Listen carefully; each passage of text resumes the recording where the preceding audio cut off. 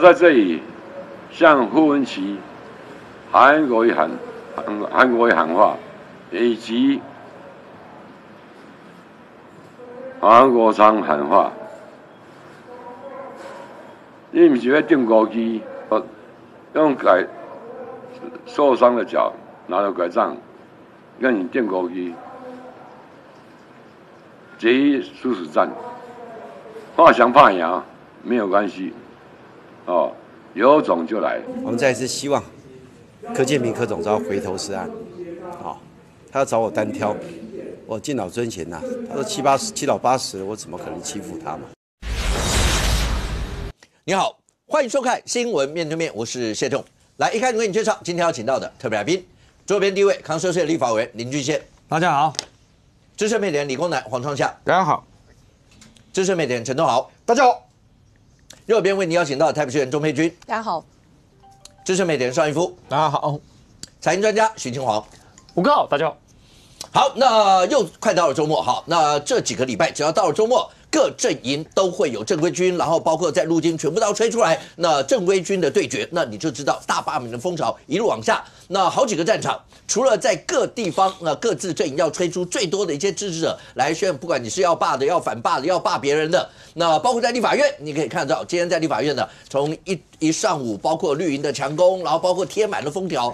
我以为只有在司法系统里面，然后会看到有些地方贴封条，没有，那也要贴了一堆的封条，要去凸显。那当然这是在另外一个在立法院战场里面，因为公投啊，因为所有这些说穿了都是因为罢免有关系。那甚或一路再往下延烧的话，包括空战、陆战所有的结合，可是大家会先看好一个一个来看各战场好了，是吧？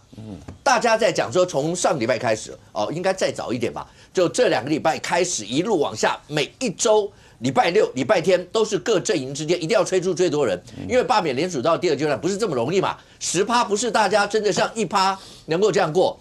看起来绿营也知道这件事，所以后来从整个宣讲要加到300场。那蓝营这个地方本来就说有100场左右，那我不知道会不会再加。白营昨天你看到白营包括黄国昌主席，然后跟柯志恩他们是在高雄。那今天看起来的话。到明天，白营一样也会有活动。各阵营你现在看出来未来的状况会是什么情形？3月、4月关键字就是今天立法院跟民进党排出来这个字罢。那个罢里面呢就是大罢免嘛。而这个大罢免现在是全面的动员，包含是今天呢立法院其实坦白讲什么肯定会议事录啊或什么的，说实话那都是小什么 potato 对不对？但是一定要把它动起来，因为动起来就是。整个对抗的氛围，双方动员的那个话题找得出来嘛？然后找得出来之后，但是今天呢，蛮失望的，因为我们一直在等着傅昆萁的全武行。你不要这样，你看老柯总召也讲说，我拿拐杖跟你单挑，然后副总召是说他不排除有全武行，应该只是讲啦。只是讲啦，而且老柯应该不会只有一根拐杖了，上一根断了以后还是有办法，还有很多根嘛，对不对？结果今天还是这个说法，其实这里面呢，罢里面有2种意思。第一个呢，是因为现在已经进入了一个平原期这个平原期里面，这个联署扩张要怎么样？所以民进党当然很清楚，他们宣讲，坦白讲，没人 care 那些阁员因为连名字都叫不出来，他们去讲什么？但是有那个宣讲场子，民进党的人就会动员，然后动员之后，很多的罢团就可以在那边摆摊所以这个就是一个突破点，然后这个国民党呢看到的好像是罢了吧，反正就是罢了吧，束手无策，所以他们内部里面叫做什么佛系的那个号召。你什么叫佛系？什么叫佛系？对啊，佛系什么？人家这个已经在打热战了嘛。是啊，民进党已经全军动员了。因为国民党找不到号召，如果国民党现在35-0的这个局面之下，没有号召力，那号召什么？然后呢，要弄2个那个公投，那公投里面现在的其实正当性，或者是不是中选会审查能不能合宪，都有一个疑虑。那国民党动什么？那很多的国民党里面的很多人呢，里面的想法就是说，比如说就我们秦姐讲的嘛，对不对？就算对不对，徐小新走了，国民党还是有很多积极人才嘛。这边也被点名过嘛，对不对？这里也有被黄立锦如点名过。我以为只有林俊宪会这么坏，见缝插针。所以国民党好像也没有动起来。然后没有动起来之后，对于选民来讲，反罢免。他们也找不出什么号召，然后没什么号召之后，国民党呢，自从总统大选独创，而且是只有他们唯一创建的内参民调又出来了。这内参民调，但是国民党好几次的内参民调，大家都把它当成是国民党的内参跟实情永远不太同，所以现在要壮胆，所以内参民调赚党用，所以国民党现在，创下你觉得那个内参民调到底要不要丢出来？有人讲说，照媒体的一些的民调，会对蓝营的支持者会有所谓的危机意识。说连徐小新怎么可能这些地方都搞成这个样，会有危机意识。可是当你那个内参民调一出来，会有人就觉得啊不啊，看起来还好啊，所以大家继续回家睡觉，然后工作，这是两个完全不同的氛围哦。要丢出这种危机意识，叫焦虑总动员，那要焦虑。那如果不焦虑嘞？是啊。然后如果国民党的支持者并不焦虑呢？那并不焦虑，你丢出这样一个民调，然后看起来，你这个要夜间吹口哨的工人都没有，所以而且另外一个状况是，好吧，搞不好不需要动，然后第二个是国民党到现在为止没有解释出来说，如果真的被罢了，真的让民进党过半，有什么强而有力的号召，让他的支持者能够出来都没有嘛，所以我说国民党是罢了，算了吧，就走到第3阶段再说吧。所以现在这个局面这个状况，所以民进党300场，那国民党号称要100场，但是国民党的100场，就像上一次4大公投的时候，也号称是每个县市都要有嘛，这个战车走到彰化好像是不见了，所以国民党有多少的后续力？所以现在是一个状况。而真正国民党的危机在哪里？国民党危机就是在于说，因为这次被罢免的很多都蓝区，那蓝区里面他们个人的仇恨值，包含你看那签署的很多。国民党的选民，要么是支持不下去，要么是说啊算了啦，反正最后第3阶段补选再说。所以国民党现在在各个局面里面是被完全碾压，然后所以现在你会看到傅昆萁的全国行就很像是阿 Q，内参式民调就很像是阿 Q， 只剩下阿 Q 来协助国民党，而且国民党更大麻烦，我们当然后面会讲到，还有国台办，国台办只要一出来，国民党就会死得更惨。OK， 佩君，第一个。你们真的叫佛系打法吗？我没有办法理解。第二个，35-0，其实一直要讲，我一直都讲说，目前暂时是35-0，因为中选会还没有做最后的确认嘛。虽然林涛有说8席或什么，可是时间也好一阵了。所以对你们来说，因为那个数字35-0，你自己在地方跑，一定会有很多你们的支持者会觉得，打死都没想过，怎么可能会是这样一些数字？那个对士气会有一些的影响。那你们接下来呢？接下来如果照刚创下讲的话，真的是佛系吗？有什么样突破性的一些方式吗？我们说实在的，在面临大罢免这一局，蓝营真的是左右为难。你说主席不办活动，他们会说他佛系。那现在开始6日，他们都办下乡演讲啊，他们又说你急了。对，其实我们2、9、30像明后天，一个在桃园，一个在台北，2场主席都会亲自到场。然后当然这个地方的议员都会去挺选区的委员，他们也会去，战斗来也进去嘛，对不对？会去挺选区。朱立伦会待多久？上次待很短。我不知道会待多久，但是我觉得他会待到发挥到效果为止，这才是重点。其实应该是他在现场讲的内容才是重点吧。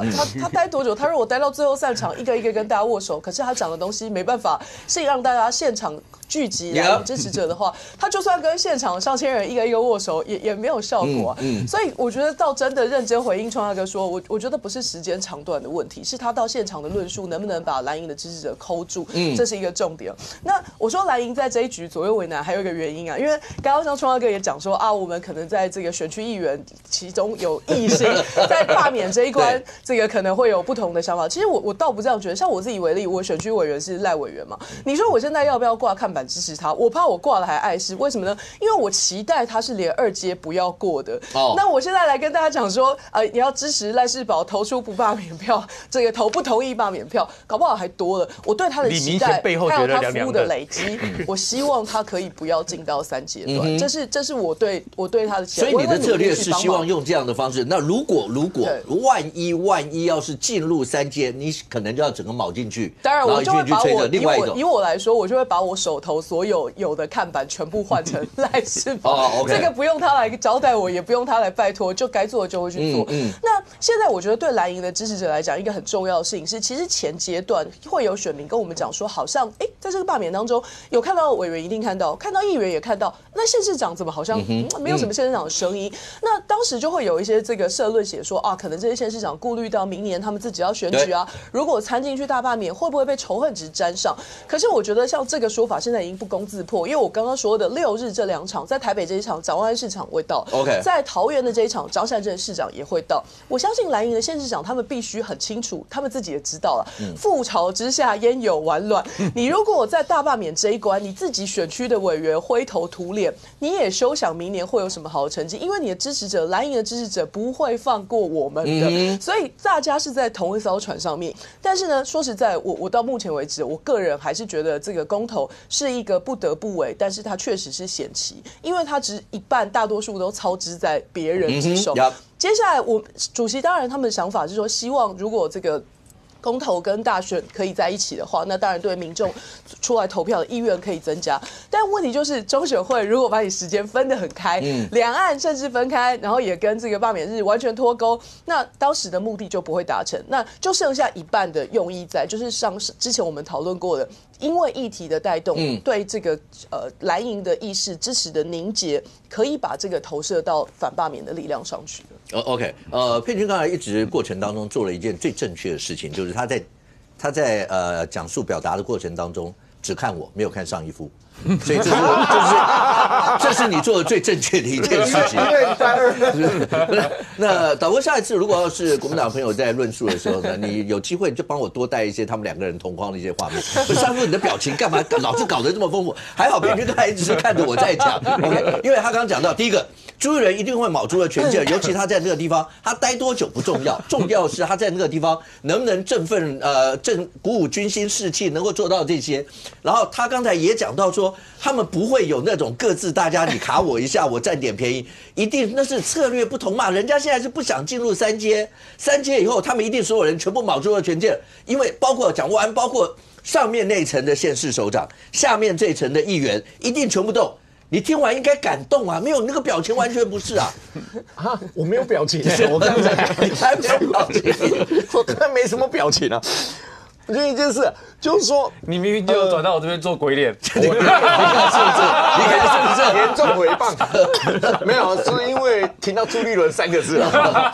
我想到朱立伦，我就想到翁小玲嘛。我不晓得这几场翁小玲去不去嘛？哈。当然你说刚才佩君说他不希望进入3阶啊，对啊，所以策略是如此。不希望进入3阶，那不进入3阶，那现阶段你是要热还是冷？如果我不希望进入3阶，那我就希望2阶不要过嘛。对，不要过，那我到底要采取冷还热？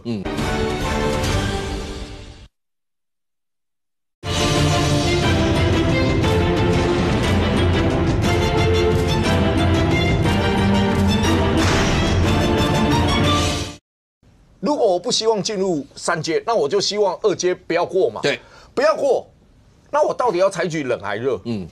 如果你到处宣讲去做热的动作，然后你这边又说，我不希望进入3阶，这有一点矛盾。没有，我刚刚讲的不希望进入3阶是针对我的文山，对，大区来讲还是已经做好3阶的准备，你不可能做着不动。所以它就是一个，你到底要冷要热？现在看起来是冷不下来了嘛。好，怎么冷？你没办法冷，因为不是你能决定要不要冷啊。对啊，你最简单的一件事嘛，你在各选区想要冷，但你在立法院冷得下来吗？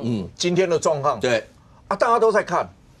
然后当然，玉佛我先插一句话，所以你的意思说，今天你看到立法院所有的动作，绿营很清楚的知道这些动作，它的目的就是希望能够在整个大罢免里面把这个火整个再多丢一些，管它是核子弹什么弹的，就把它砸进去。它不单是因为立法院的攻防而已，它切不开了，你知道吗？它已经切不开了。立法院跟罢免之间，它已经联动在一起嘛。你看那个罢免团体。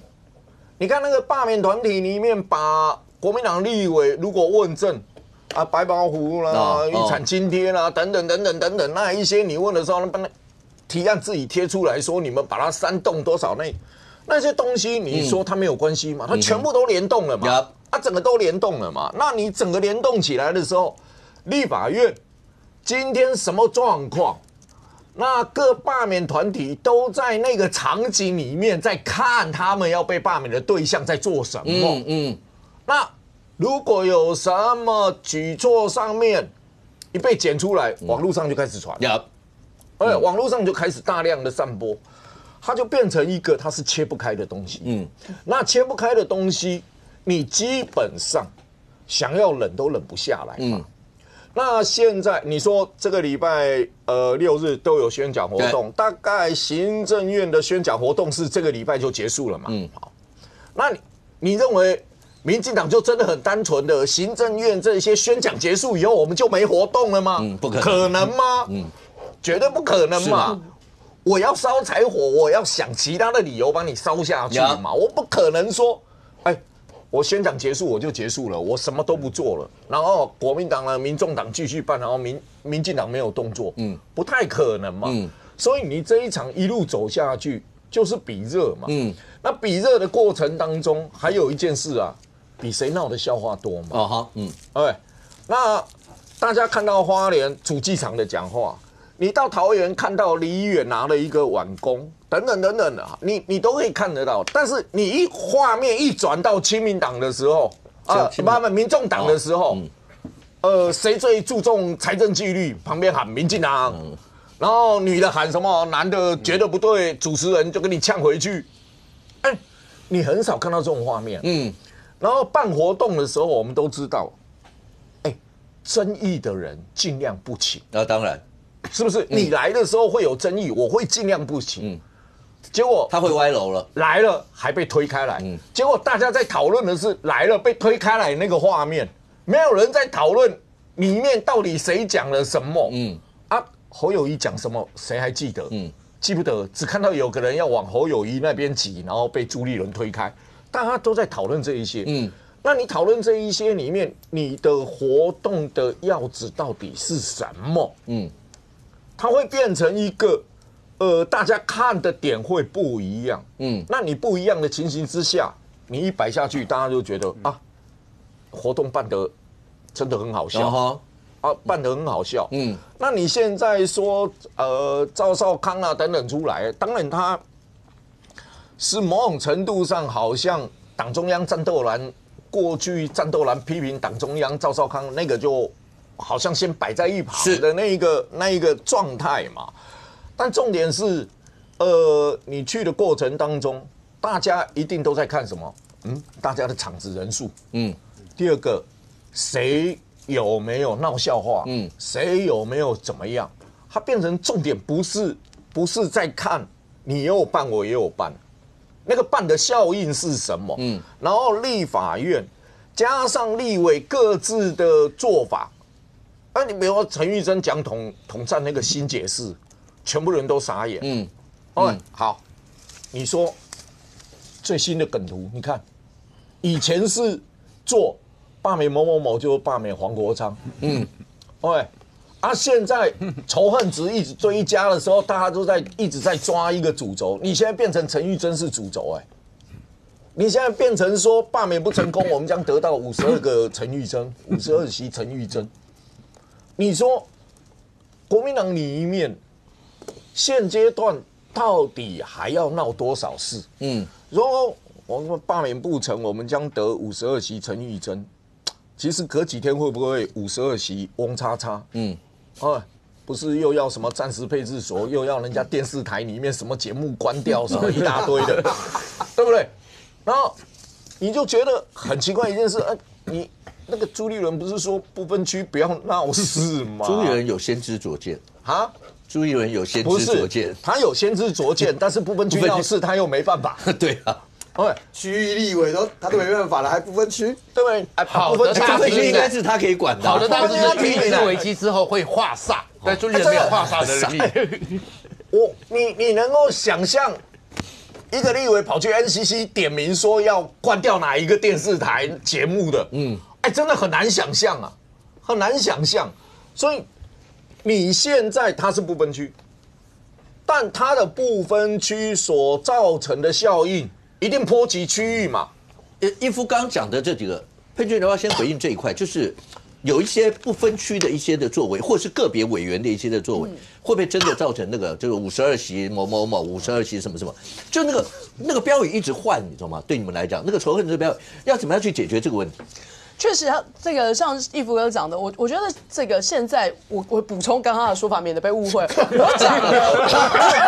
我讲的希望不要进入，我对他脸讲，我讲的希望不要进入3阶，是指我的选区文山区，我对选民的了解跟观察，所以我认为在文山区适合用这样的战略。但是全台的大战略，其他选区我没有，其他选区我没有那么了解，我不能替他们发言。但是你说以大方向的战略来讲，确实武哥说到，你这个没有。你的战争节奏不是控制在我们手上，战争是两方一起打的，所以当对方全力添柴火，把所有的议题放进去这个大炉子里面烧的时候，我们要做好3阶的准备，这个是毋庸置疑的，所以才会有这么多的下乡宣讲跟演讲。但现在关键问题就来了，所谓的争议言论，我觉得这就是蓝绿现在支持者或者是蓝绿公职正在纠结没有办法达成的事啊。我们认为可以讲的，可能对手认为不能讲、不可以讲，而且应该要消失。所以更上位一层的辩论，可能要先去讨论什么才是所谓的争议言论。这个可能会变成一个逻辑上的考量。所以对我们来讲，所谓主席讲的这个不要闹事，我觉得比较广泛的概念，应该只是说在已经有共识的争议议题上面，尽量不要去挑动那个神经，因为让这个中间的选民偏了，有仇恨值的吸过来了，可能会在反罢免的反制上面会有一些更辛苦的那个方式。来，金宪伟，请问一下，钟佩君，我先提醒，钟佩君是在赖士葆委员那个选区啊。对，好，他自己是在赖士葆委员，不要记错了，不是中正万华，哦，不是中正万华，好，我请共姐哈。可是根据补选的话，只要在台北区都可以。对，当然。可是整个罢免，尤其第2阶段，对罢团来讲。有这么顺吗？因为这几天来讲的话，包括罢团，好像民党也有跟罢团之间有一些的会议，好像那里面有传出来，罢团来讲说，因为大家都知道到第2阶段要到10%，刚才讲已经到了平原期嘛，你要怎么样去把热情，那个热情在第1周、第2周也许全部都吹得出来啊，接下来的10%不是这么重要，就算整个民党党工只要卯进去，真的可以完成像这样的，不管讲做什么35席全垒打或什么，真的可以做得到这个样吗？我是比较严肃看待罢免。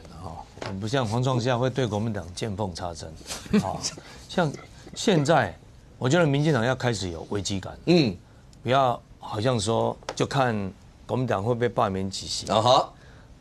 我要设定一个最坏的状况，那如果罢免失败，如果罢免没有达到预期，什么叫罢免失败？如果2阶段，比如说都没有过，或者说2阶段通过的。现在35-0嘛，那接下来就会35比多少？就是2阶的过了多少？那2阶过了就是最后的投票。那投票如果就是说不尽我们所设想的，没有达到这个罢免原本预期的，比如说翻转国会啦，等等，那民进党就要承担了。那罢免成功失败，民进党都要承担。所以民进党没有空间了。失败会有多严重？第一个。那以后国会大家对抗就会更严重。坦白讲，罢免就是撕破脸了。那既然撕破脸，大家就是仗一定要打到最后了。割喉要割到断了。这必然的啊。因为如果以后的话，那彼此之间的协商空间，我觉得会更小。彼此都罢免了。那像总预算，这个不是审一次的，那每1年都会审查1次。那以后恐怕大家可以谈的空间更小。对。那再来，那执政党一定会影响到，因为现在气势看起来就是说发动罢免的比较高嘛。是。那如果不是的话，那这个反跌下来，马上就影响到2026。你也可能影响到2028。所以我都常常跟党内的同志说，大家要有危机意识。你这个如果万一输掉了，或者罢免成绩不好，要对民进党会造成一个很大的伤害。如果罢免成绩不好，或者2阶段过得少，人家不会说你公民团体不领先公民团队那你上不高，人家会说那你民进党在哪里？民进党到底你出了多少力？所以现在其实3党都无从回避了。连不干他屁事的那民众党黄国昌都膝盖照了，对不对？他都已经跑得比国民党啊还要认真，还要用功了，啊，所以3党都全力投入，国民党也是嘛，啊，所以民进党就也没有任何回旋空间了，你就是要全力投入。但各位要想一想，啊，这个罢免如果失败的话，那谁会受伤？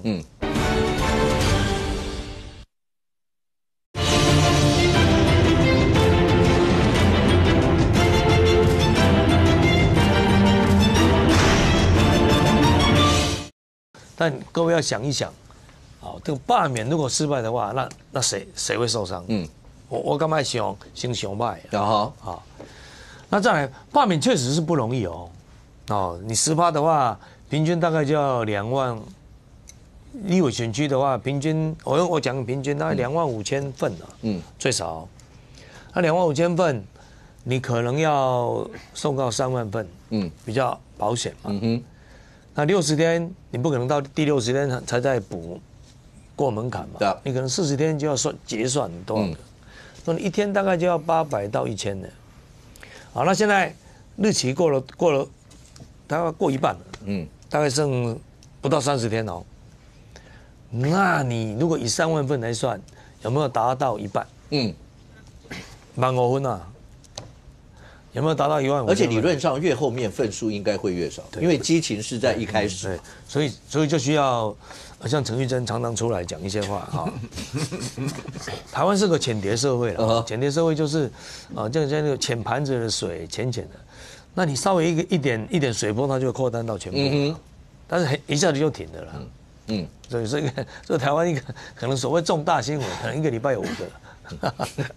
就是台湾的，所以什么时候会出现一个事情让这个火烧起来，也就是说在大罢免这个过程，不要想得多少分了，应该是少犯错了就会赢，对不对？以国民党来讲，所以我们才说国民党这几个人这几个指标人物要多讲话，常常有动作。那你就没事去找他们聊天呢？对，没有，他们也会自己找舞台出来啊。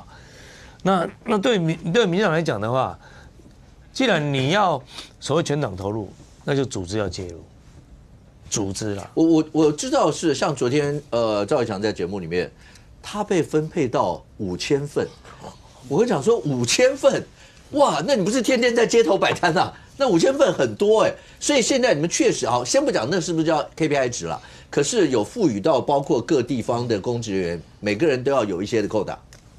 我们现在是没有说给你一个数字了，党还没有很明确的给你一个数字，现在可能大家都自己心里有一个设想，因为议员的实力大概多少立委要多少嘛。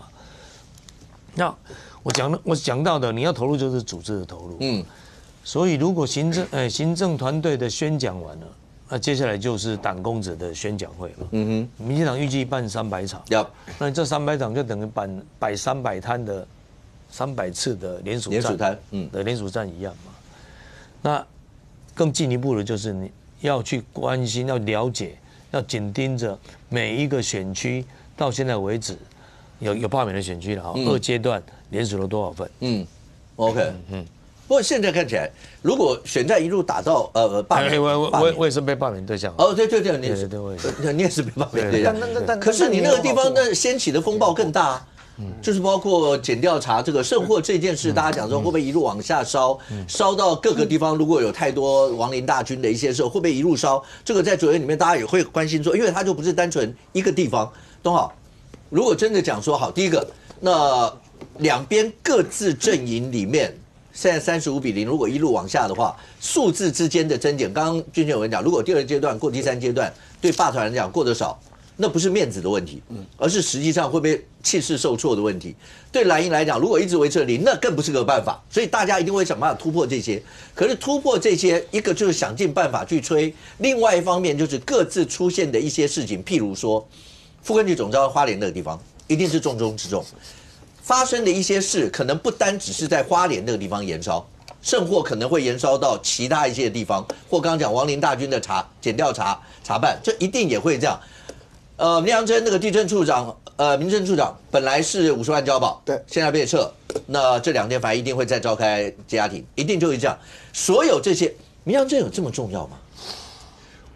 民调真我也蛮好奇，说居然会这个一审法官都已经虽然讲他涉嫌重大，但是都已经讲50万元交保。就其实某一个程度是新政出来但是这个2审更好玩，直接把它撤销。表示检察官抗告成功嘛。对啊。然后因为那时候在看一审法院的要求里面，包括民扬真不能跟相关被告这个有接触嘛。他的副处长30万交保。又是花莲选委会的总干事。对。那天我们就在开玩笑，这2个人怎么办？一个人早上上班，一个人下午上班，这样子就不会碰到。问题是民政事务还有其他的人也是被告。这怎么办？你还记得这跟那时候讲柯文哲？柯文哲啊，对啊。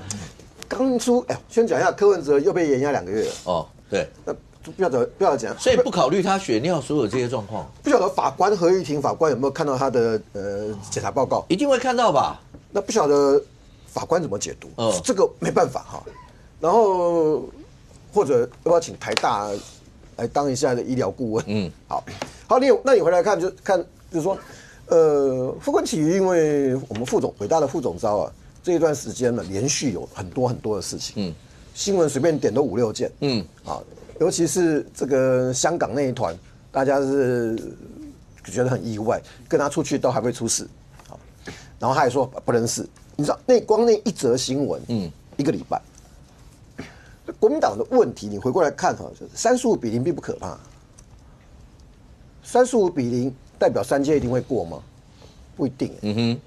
就算有人被罢免，补选一定是民进党的吗？不一定。因为绝大多数都是在国民党执政的县市，县市长的行政资源不是假的。那问题会出在哪里？为什么会搞成这个样子？因为你没有话语权。那你为什么会没有话语权？因为你对社会的解释太僵硬，就你的解释太僵硬，没有共鸣。或者这么讲，国民党对于这1年多以来所有的解释，只是在他的同温层里面有共鸣。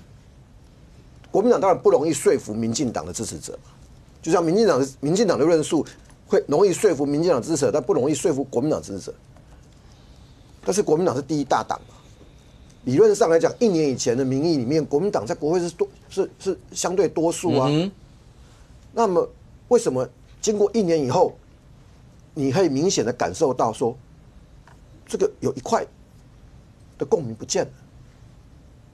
国民党的问题不在于35-0啊，以蓝绿各自的基本盘要跨越那个很难吗？我一点都不认为啊。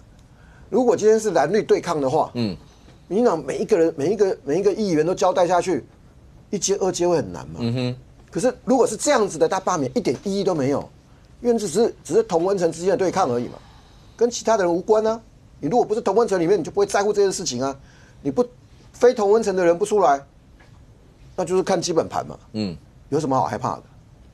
当然就是对国民党的立委，因为国民党第1大党嘛，对他的立委会有点困扰。那换一个角度讲，他是不是基层会经营得更扎实？因为1年以后马上赚那个嘛。对国民党问题在于这一波里面你看不到他有话语权。第二个，他的共鸣对象。如果讲得更白一点，40岁以下的共鸣对象不见了。如果40岁以下的人真的被罢免团体说服了，出来投票，那才是可怕的地方。真正关键是40岁以下。可是国民党传统上面，40岁以下的支持度本来就没有这么高。在上一次的选举里面，民进党在40岁以下的支持度也流失。可是他被白银拿走了，那时候是柯文哲拿了很多。是对，现在就是说看那一批柯文哲，当现在柯文哲有案在身的时候，会到哪？所以你诉求的对象，你要看40岁以下，你能不能说服他们？国民党当然不可能说服民进党的支持者嘛，很难啊。你要跨越，你要打破蓝绿，不容易啊。可是这一波到目前为止，像依夫刚才那个是陈玉珍嘛，那个上面名字可以很容易换人我可以换成翁小玲我可以换成傅昆萁我可以换成王宏威，我可以换成每一个我讲的这些人都，因为在这短短的2个月之内，从过完年到现在，我讲的这几个名字可以连接多少事情？好，那民进党有没有犯错的时候？有啊，比如柯总招那个拐杖哦，你要怎么甩出去呢？还打到徐小新，他也不想啊。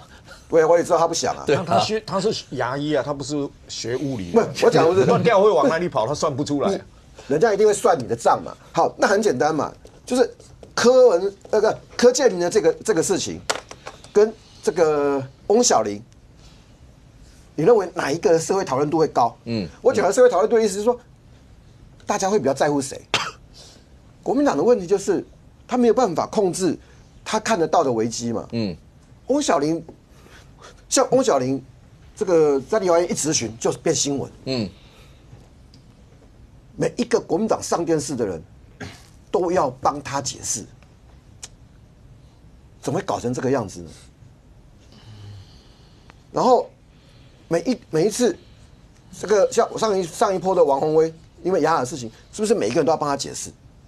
好，那回过来，你的解释如果是有效的，舆论民调会对你有利嘛？那你看了以后，你就看到那个结果，就没有嘛。国民党只有锁到同温层嘛，那你光靠同温层能过关吗？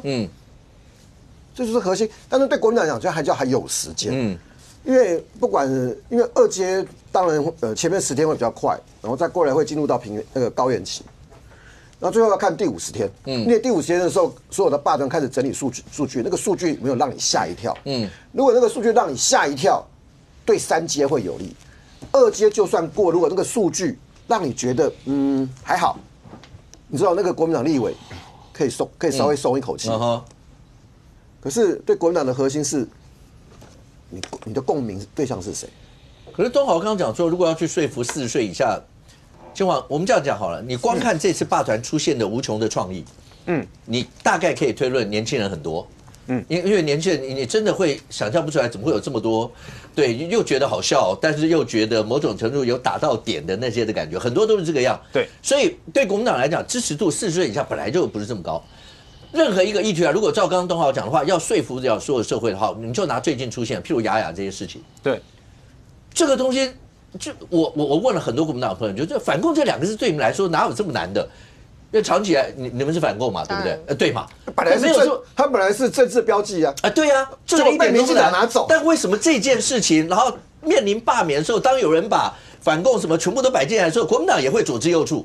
这个等一下佩君可以回应一下。就一个雅事情，你告诉我，论述到现在对国民党会有任何加分吗？不会嘛？不会。所有这些好，不要讲各地方好，譬如说花莲出现检调在收的案子，好，当然国民党也有朋友就讲说，你看，就是用了司法。在这种节骨眼上，但是他就是收了以后，他就是有事情要去办。对，王林大军的事情，那恐怕更不只是台南。那恐怕因为军选委员他们好像去告发说的这些，恐怕不是在台南，很多地方都会有。这2天还搞到有一个国民党的年轻人出来，就妈妈出来喊冤，然后那个年轻人还要直接出来讲说没有，那我本来就是我自己自愿。所有这些对国民党怎么可能会加到分呢？如果这样，他不只是不会加到分哦，他会这个帮助国民党得到非常多年轻人的创意。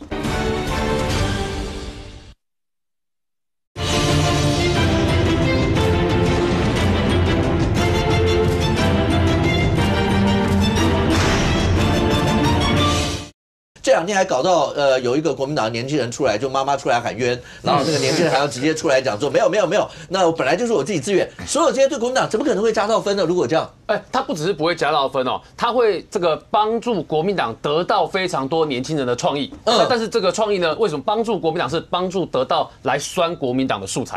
好，这就变得很严重。那为什么这样讲？这几件事情其实看似不相干，但是都连在一起。比如说我们先从雅部分开始讲。你知道雅部分哦，这个前几天这几天大家媒体在讨论是说，这个雅的身份到底单纯还是不单纯嘛？可是你知道吗？他这个事情已经歪到哪里去了呢？大家已经歪到，你看在这个地方，大家在讨论说，国台办的那个直播下面怎么出现这么多2个符号，2大符号？你看这个上面这个符号叫什么？这叫 SB。他在骂谁？他在骂上面那个国台办的发言人陈冰华。然后呢，下面还有留言，直接留言64的，就是你很难得看到国台办的发言人，然后在直播的时候下面留言区被洗版。然后呢，这看起来都是中国人自己去洗版，然后留言在骂他这个国台办发言人叫骂他。骂他6·4这些事情，那这个东西都反映出来中国的一种民怨，然后甚至他们在雅雅这件事情上面的不认同，所以这个东西会变成之后大家拿来哭手的创意，当然会嘛。那所以你看到雅雅这个事件的时候，你再看看国民党面对的态度是什么？国民党面对态度呢分2种，第一个你看这个到柯志恩昨天他们在这个高雄凤山的这个。五甲的龙成宫的时候，在办的这个活动的时候，还要再把雅雅有没有这个主张武统是不是言论自由再拿出来讲一次？你不觉得这就是在挑战台湾社会吗？尤其在过去这1个礼拜，这已经穿透从年轻人到长辈的族群，大家都看得到这新闻呢。而且普遍绝大多数的国人都是认为说，主张武统这个不在言论自由的范围内。结果好了，你看。这个郑丽文到这个龙成宫的现场去的时候，他讲什么？他讲说什么时候在台湾，这个雅雅没有主张过武统，他完全是被抹红抹黑，居然要被民进党驱逐出境，这是郑丽文讲的话哦。武哥，我们大家这么长一段时间都看过雅雅的影片呢，请问一下啊，这哪一个台湾的6岁小孩，你知道什么叫做四川舰？四川舰里面还有2栖登陆舰，然后你还知道说这里面还有无人机，还有气垫艇。这些东西算是正常小孩要具备的知识吗？而且我必须讲，我有看那个影片，他具备的知识，我几乎可以说不下于黄创夏。不是，创夏已经是理工男，然后每次讲到巴拉望什么都知道。我跟你讲，你随便去跟创夏讨论所有那些包括科技武器的所有那些流体力学所有那些东西，他都可以跟你侃侃而谈。然后6岁，我某种程度真的觉得不下于这。创夏哥，6岁的小女孩可以跟你讲电磁弹射这么厉害。6岁哦，6岁的时候，我想说，6岁的时候只会橡皮筋和弹弓，也是弹射，也是弹射，但是差很多。所以你可以知道，大家过去这10几天的时间都在看雅雅影片，大家都已经看到他是武统不是武统，他有主张这个武力这个相关的东西收复台湾这些事情，大家心里都有一把尺啦。就是抹红是抹黑这件事情，大家心里有把尺啦。但是你看到郑丽文站上去的时候，他可以告诉你说，雅雅没有主张过武统，他完全是被抹红抹黑。这一句话，我问你，你如果是这些霸团的人看到这个东西，不会拿来就是把它哭手成新的创意跟段子吗？会嘛？所以这就是为什么你看，就是你即便连中国的网友都知道要去挑战中国的国台办发言人，下面给他放上6·4，台湾的年轻人创意怎么可能会比他们来得差呢？但清华，如果真的这样讲的话，当然你说那个6岁小孩，也许他特别对军事有兴趣，但是除了这个以外，刚刚你讲到说，就算郑丽文在上面讲这些。台湾社会也有位中研院士跟70几位学者出来联合发表声明嘛，就是说他们会觉得说，就是还是有这么多人是挺这些的为什么我们不能讲？但是你刚刚讲到是整体社会氛围上面对现在的大罢免风潮会造成什么结果嘛？对不对？对。就是你社会当然还是有人会支持啊，就像雅雅那一天还是有在他旁边喊加油，但在他旁边喊加油的人在台湾的比例有多少，跟反对的人比例有多少，这其实概念很好看得出来嘛。所以，但是你就偏偏看到国民党在这种事情上面呢，他就是会站在绝大多数民意的对立面。然后呢，郑丽文在这几天呢，你有可能就看到他就变成国民党新的代表，就变成这样子。他甚至因为。但有趣的是，他又不是国民党出身，好，这是另外一件事。等下你是国民党党员的啦。然后呢，这是一件事情。那第二个，在国民党这几天的这个处理的方式，还有一个就是开始跟大家解释统战的陈玉珍。所以刚刚那个义夫哥上面这个就是你如果大罢免失败的话，你就会得到52个陈玉珍。陈玉珍跳出来跟大家解释，统战这件事情不是坏事。他跟大家解释说，统一战线就是交朋友的意思。所以你知道这句话一讲完了之后呢，这个很多人都讲。那所以呢，武统就是用这个以武会友的意思吗？那所以这里面，所以我们还特别挑出来给大家看一下统战的意思。统战第一个是毛泽东讲，他们当初等于打赢国民党的方式，就是用统战、武装斗争跟党建，就是靠这3宝打赢这个国民党。然后呢，梁文杰又把这件事情再重新拿出来讲一次，他等于告诉你这个。所谓的统战，它就是这个联合次要的敌人，也就是我跟你没那么要好，但是呢，我跟你现在冲突没那么大，但我就联合次要敌人，先打击主要敌人，等干掉主要敌人之后，我再来干掉你。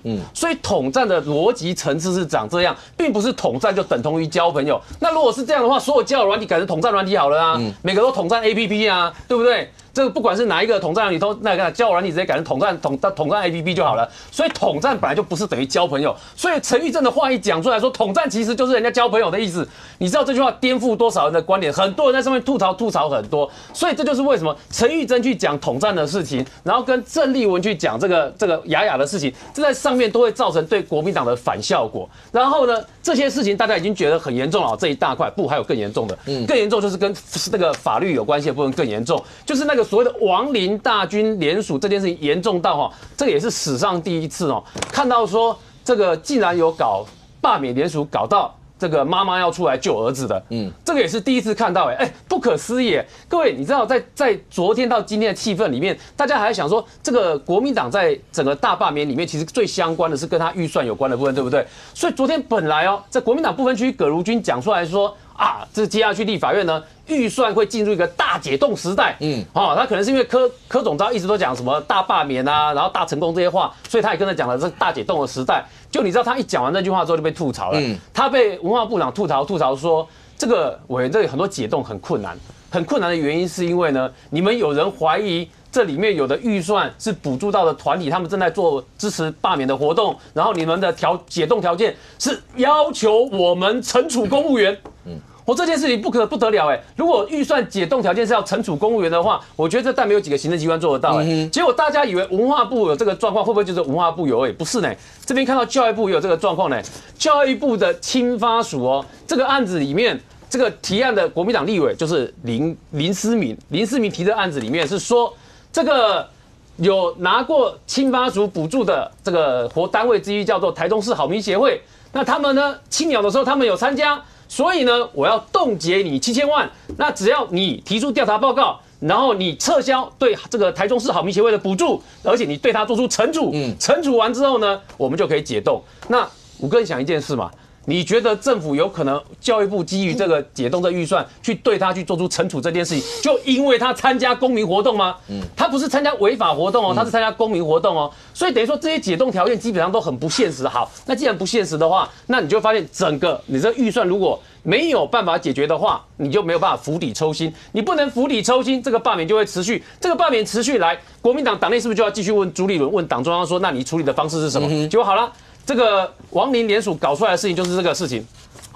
这个他们在吴佩益这一区的领衔人，这个叫李孝亮。这个李孝亮是谁呢？我们可以帮观众朋友复习一下。就之前媒体在访问的时候呢，他被媒体记者在问他说关于亡灵联署的问题，那李孝亮直接告诉大家，我们罢免团体没有通灵能力。这个难道要我们用关洛伊摸一张就知道这个是活人签的，这个是死人签的吗？这话是李孝亮讲的这是他讲的话然后呢，那记者就反问他说，死亡联署会让国民党信誉扫地吗？那这个李孝亮就回答说，死亡联署会让国民党信誉扫地吗？民进党的罢团中难道没有死亡联署吗？他们如果也有死亡联署的话，我们又要怎么看待这件事情呢？他讲的话就让大家觉得，就是记者在问你问题，不是你在反问记者问题所以等于这个李孝亮呢，就他妈妈出来告诉大家什么事情？因为死亡联署的情况确实有发生，然后他妈妈出来告诉大家几个很重要的讯号。第一个，他说李孝亮入党才4个月的时间，蓝营的高层，他其实讲就党中央了，党中央的高层叫他出来当领衔人的时候，没有跟他讲清楚有可能有什么风险，然后有什么会发生什么状况。然后第二个是，他是2月6号的时候呢，这个因为他们分作所谓的罢免。吴佩益有分 A、B 组，会发生 A、B 组原因是因为张延廷将军他这个在该选区时间不满4个月，所以他不能当领衔人，所以发现这件事情之后就只好 B 组上阵。B 组上阵就是由李孝亮上阵，李孝亮上阵，你知道他是几号？他是2月6号的时候担任领衔人，然后2月6号的时候送件。那我问你，他担任领衔人，他当天有办法他自己虽然我不知道他教战守则有没有叫他们要这么做 check 啦，但他。其实2月6号担任，他有办法去 check 说那个2000多份的联署里面有多少死亡的名单吗？看起来是有困难嘛。所以在这个情况之下，他当天担任领衔人，然后就送出去有死亡联署的名单，那所以他也有可能会遇到这个伪造文书跟刑事犯罪的问题。好啦，他妈妈现在替他儿子担心说，第一个他儿子入党才4个月，第二个党的高层都没有跟他讲这些法律责任，第三个你们可不可以不要这样子欺负我们家小孩？哇，这讲完之后呢？你知道这个昨天到今天一整个社群上面，它现在变成是热门关键字之一啊！大家想说为什么会国民党党内哦，你等于是把这种事情呢找一个入党这个资历非常非常浅的人去当代罪羔羊，哎，可是他自己不是发声明讲说他是自愿的，他什么年轻人要扛责任啊，什么什么，对，他觉得。他没有说以此为荣，但最起码好像他就觉得他知道应该要做这样的一些事。所以昨天网友很多人看了会觉得说，你妈妈都出来救你了，你又何苦呢？他说，因为这应该这样讲，就这一场大家看得到的是哦，国民党的这个亡灵联署状况，我跟我们讲，第一个他是不是只有在台南市？不是嘛？不是，台南市那两个已经遇到收押的状况了，所以表示茲事体大，而且那一件事情现在远程啊，就是我们从至少媒体的报道是看起来他们希望往这个组织犯罪的方向去办，但能不能到那个阶段还是一段路，但至少这件事情看起来茲事体大，好几个县市都会发生。可是问题在于说，大家就会认为说奇怪，对你国民党党中央跟朱立伦来讲，有更多更好的方式可以处理。你是要一阶的时候提出罢免联署，你找议员这些人去做都可以，你为什么要丢给一个入党才4个月，然后呢弄到他的母亲还要踢出来，替他儿子去喊冤？秦王刚刚讲这几段，佩君，我们就分最重要先2块，第一块，雅雅这件事情，国民党在评估上面。那我就讲，反共应该对你们来说不是难事，可是为什么在这件事情，尤其像雅雅这感觉上有点左切右出，像你说，包括像郑丽文他们所讲的那些，对你们来讲会不会造成另外一个在罢免里面会碰到的另外加柴火了或什么这些？刚才讲到亡灵大军这件事情，那这件事对大家都觉得对国民党来讲一件应该很容易的事，那为什么搞到妈妈出来帮儿子喊冤啊，儿子还要出来讲没有妈啊不，我真的自己愿意的，为什么会变成这样？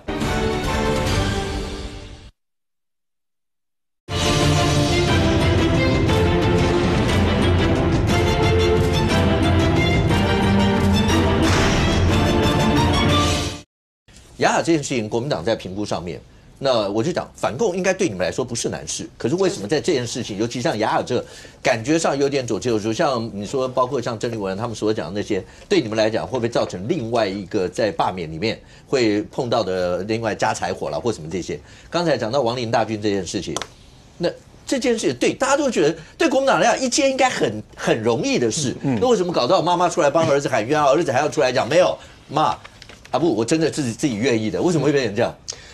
反过来讲，先回答第2个问题了。我从第2个问题还回答2个，我都会答。少亮，我觉得他已经是成年人了，所以我不太懂这2天媒体一直去讨论他妈妈说怎么样怎么样。那大家要不要去问问看林岱樺的爸爸妈妈、阿公阿嬷，应该也很心疼他。政坛很可怕，当时有没有提醒他？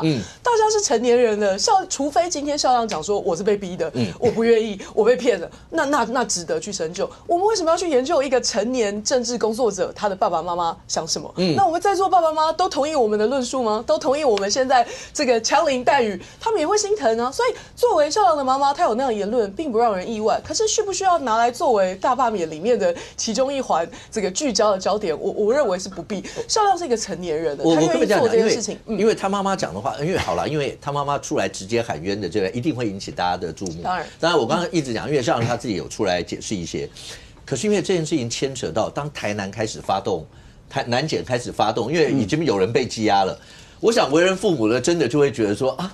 那我儿子会不会也这样？那因为他入党的时间刚有讲到说，对2月6号一当领衔人就送件或什么，因为这些时间差，他妈妈当然帮儿子担心这些。你刚刚讲当然是你说成年人尤其政治工作应该是这样，可是因为别人的爸妈都没有出来讲，你知道吗？所以一定就会在这时候被大家拿出来讨论的非常非常热烈啊。超哥，因为毕竟少亮还在新手村，然后他还没有真的去公职，经过那个枪林弹雨的洗礼。可不可以插一句话？我觉得李孝亮我当然不认识他哦，因为他后来临时上阵嘛。对啊。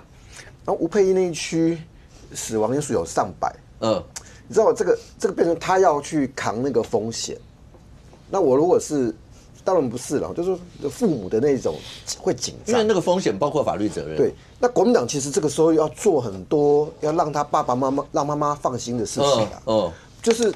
他要怎么让他妈妈放心的？我不晓得哈，因为他上去的时间这么短，你知道吗？然后他就送出去了，给他爸爸妈妈放心，就是说我出庭的时候，我会告诉他们那不是我干的事。对，妈妈一定会担心。联署的事情，现在司法也还在调查中嘛。那少量的入党也是他自愿，然后再来他也是一个成年人，所以我觉得我们一直去细节里面打出来说，哦，他才4个月，这个不单纯。然后他妈妈说，我觉得这几件事情的堆叠是比较没有意义的。我们不如继续去讨论大罢免的走向会到何去何从。刚刚小虎哥问我说这个雅雅的事情，其实老实说，我有的时候觉得做国民党的党公职实在蛮累，因为从以前我们就有这个讨论，就是说为什么我们每次都要在两岸议题上面去当这个刹车皮？上一波我们决定说，算了，我不要再讲了，就是那个华航改名的事情嘛。那当时民进党的政府一直讲说要把它改成台湾航空，那国民党就哎呀其其不可为，但是到最后你会发现，其实根本改不了啊。好啊，你觉得改得了，你去啊 ，ICAO 可以让你过，你就去嘛，航权拿下来你就去。但我们花很多力气在跟民众说，不行啊，因为这个 ICAO 不会过，这个改名航会多花很多的钱，会影响它的航线。民众可是在那个氛围之下是听不进去的。为什么我一个国航要用中华2个字？但我们就要花很多力气去做这个解释。但好了，结果是啊，真的改不了，所以现在还是要中华航空，大家也还是继续在打。那同样，我觉得雅雅这件事情会有一个类似的概念，就是说雅雅的言论讨不讨厌？讨厌，但是不接受，对这个都毋庸置疑，这是前提。而且我要讲3遍，因为我发现你在这里，我讲1遍好像还不够。我反对雅雅言论，我讨厌雅雅言论，这可以重播10遍、100遍没有问题。但是下一步就是我们讨厌这个人言论的时候，还要分为违法跟不违法。我觉得这才是现在大家在纠结的事情。那行政法院在认定他的这个限制处分不需要停止执行的原因，是因为他觉得主张武统违反了《公民与权利》的这个20条第1项，鼓吹战争的宣传要以法律去禁止。这个我没有意见，但是如果这一条是大家都接受的话，那我们往下讨论，就是说有人在黑熊学院里面讲说应该立法猎杀中配这个言论，讲出这句话，这个留言的人要不要也被抓出来？因为他也是鼓动仇恨，他也是鼓动犯罪啊。可是当梁文杰在被问到这件事情的时候，他只有说哦，这个是孤立事件，这个是这个匿名的人，好像也没有要继续去追查的事情。我觉得今天我们的讨论应该在于说，如果雅雅主张武统的这个言论，我们在场一定都共识，就是讨厌、不接受。但是需不需要到驱逐出境，这个看起来是我们现在意见有出入的部分。那如果我们也同意了，好，这个言论是不用受到保障，他应该滚出去。那同样的讲应该立法猎杀中配这样的言论，是不是应该要被抓出来？他也要受到法律的制裁，而不是因为讲这句话的人他拥有中华民国国籍，那我们去对他的言论做保障。那我刚刚说了，我其实有时候觉得做国民党的党公职，在两岸议题上面一直去做刹车皮，这个被磨到身体也是蛮痛的。但我讨厌他的言论，但是没有违法，但是或者发生执法偏差的时候，就是要去帮他说2句话。我觉得结论是我们去讲话的人，去帮忙的人，不是雅雅，他谁啊？我讨厌他的影片啊！我觉得尤其他连讲话的样子，我都觉得烦啊！我是为了工作不得不去看了一下，我看了也讨厌啊。可是任何一个发言没有触法的人，应该要去被捍卫。我讲的是一个形体，是一个群体，不是雅雅。再讲一次，我讨厌他，我也讨厌他的影片。好 ，OK， 来，居宪伟，2个。一个雅雅这件事情，你觉得国民党整体的态度？刚刚佩君已经解释了他们的一些的想法，他重申了有3遍吧，应该有10遍了吧？对，我跟他讲1遍，我不接受，讨厌。那这些对整个国民党还会造成影响吗？你自己在整个那个亡灵联署里面，你也有去告发说有这些，所以当你看到那个年轻人的妈妈跟这些人，有什么感想？不是，雅雅的身份不一样，她不是国民，她是只拿我们的居留证，这个国民待遇跟特许，就因为你居留证就是要审查后才准他的，这个待遇是不一样的，大家要先搞清楚。所以雅雅依照我们的法律就可以把他驱离出境。但一般国民的话，如果你违法，当然可以去提告他，这个是不一样的，你不能把他赶出去，因为他是我们的国民嘛。他是所以身份在法律上所受的那个待遇是确实是不一样。你在美国公民跟美国拿绿卡的是不一样的。为什么川普总统一上来，他发现有几百个中国人有解放军背景，在美国正在工作、正在做研究、正在留学，他不管，全部赶出去。因为他认为危害到他的国安嘛。这些人有没有什么不当言论？我不管你。我觉得有这种背景啊，解放军背景。你要在我们美国，我觉得这个有问，怕有问题，他就全部请出去嘛。那这种鼓励武统，大家听了当然都不舒服。他不是我们政府对于这种拘留的，就是我们特许给他的，我们本来就有审查权利嘛。那这个是行政权，你要负责。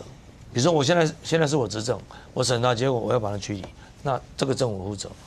所以他的承受大部分民意是支持还是反对？这个是必然的嘛。那现在行政单位认为你这样做法，我们没有办法容忍，所以我要把你请你出去。我想你去菲律宾直播说来武统菲律宾哦，大家来打菲律宾哦，菲律宾政府一定把你赶出去。你去美国直播看看嘛，啊。那欢迎什么？哦，这外来的武力来登陆加州，来打美国，没有个政府可以容许这样。啊，他那个讲的那个，其实也许大家还没有那么仔细听他讲什么。那新闻这样渲染，大家去听，民意的认同感自然就会出来。赶出去是对不对？所以基本上通常啊，政治人物或政党应该很容易就判断出民意的方向。那国民党判断不出来吗？我觉得有两种状况嘛，因为这个最后牵扯到就是你面对共产党的态度嘛。其实这个不是给你戴红帽就可以不是我说你怎么样你就怎么样，所以你长期以来给人民的一种感觉嘛，没有一个任何政党说我说你是红的你就变红的，哪那么容易？也就是说，如果以现在多数国民的感情，我用感情来讲了。面对一个经常要恐嚇台湾啊，武力威胁台湾啊，就是打压台湾在国际的生存空间，国民情感对他一定不好嘛。那是该不该反共？其实我原本正常国家，我认为反共应该是各政党最大公约数。公共政策可以不同啊，但威胁到我们生存，整天喊着要杀死中华民国，你这个中共，你当然要反对他。那朱立伦喊他坚决反对共产主义，你为什么不相信？没有你还笑成那样？我赞成他的讲反对共产主义，但我是笑出来而已。那你反共总要有一些实际的做法。国民党以前确实是反共，他领导国家反共嘛。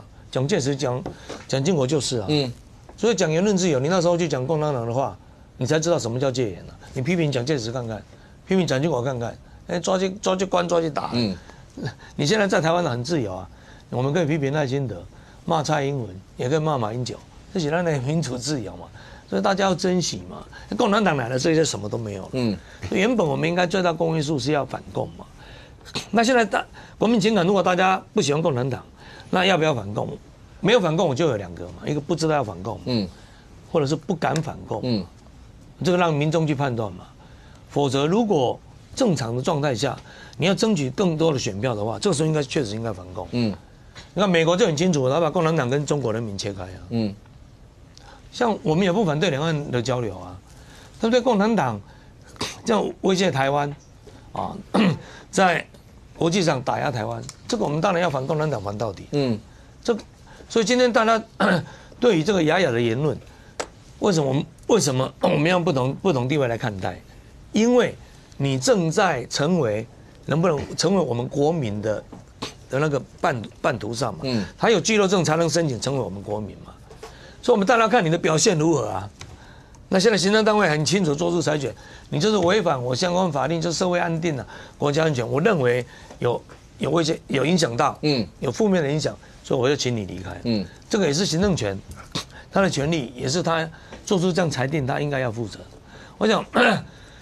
我想有这个地方其实可以看出，为什么大家评定说，你这个雅雅的事件对于发动罢免，是可以增添他的火力，所以民意走向很清楚。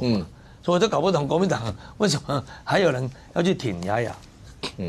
这个也是你政治的选择嘛。你可以看到有几份民调，尤其是藏起来，大家一般解读有一些是可能比较偏蓝营一点的民调出来，大概是60%左右也觉得那个驱逐基本上大家觉得是同意的，所以我们讲的是一个民调的内容的一些的看法，所以就国民党的态度上面，刚刚佩君刚才有解释说没有，对他一直讲他讨厌，他也很不喜欢，只是那个内容来讲有没有到驱逐这一块。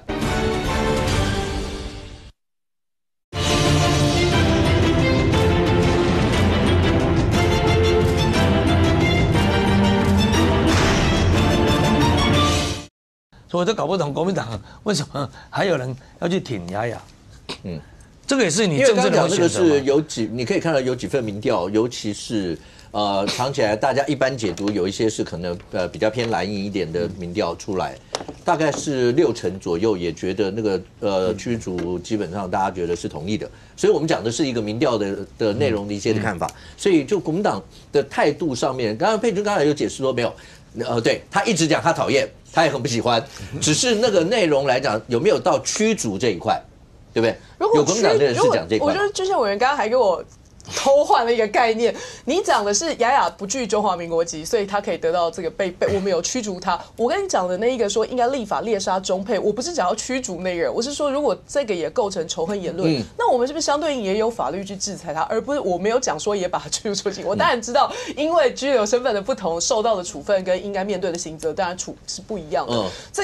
这状况当然是这样。那我觉得现在就是两岸议题会有太多的说不清理还乱，这是国民党现在最吃力的地方。但我就讲我如果要用比喻的话，北风跟太阳的故事大家都听过，但国民党过去认为说我晒晒太阳，然后继续做生意，然后跟他这个保持我们各行各的嘛，这个一中各表。但是我晒晒太阳，生意照做，旅游继续。但是民进党觉得说不行，我一定要这个非常这个严厉的用风把他的衣服吹跑。但最后怎么样可以达成让他把衣服脱下来的这个结论，方法是不同的。如果民进党真的认为就是应该吹死他个王八蛋，就是应该用最严厉的制裁，也许可以公投啊。你让2300万人决定说，我们今天是应该直接跟他们喊打，就是打，我不怕，我在所一切我都不怕，我就是要打。还是说我们维持这个旅游可以往来，生意可以往来，但是嘴巴上或者是我们官方要有态度反共这件事情，还是中华民国共识。这两个路，我觉得可以交由全民去选择。也许公投也是一个想法，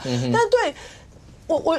刚刚军宪委员说，一个政党要变成什么这个红化，不是别人带的。对，因为如果当别人把标签1张、2张、3张、4张、5张、100张、1000张往你身上灌的时候，要去反复洗回来，我觉得是一件很辛苦的事情。因为我最近遇到的状况，就是民众跑到我脸书上面来讲说，他讲了一个我真的看得笑出来，他就说这么多年我们没有跟这个民进党执政，没跟中国做生意，还不是活得好好的？那你们为什么一天到晚还要舔共？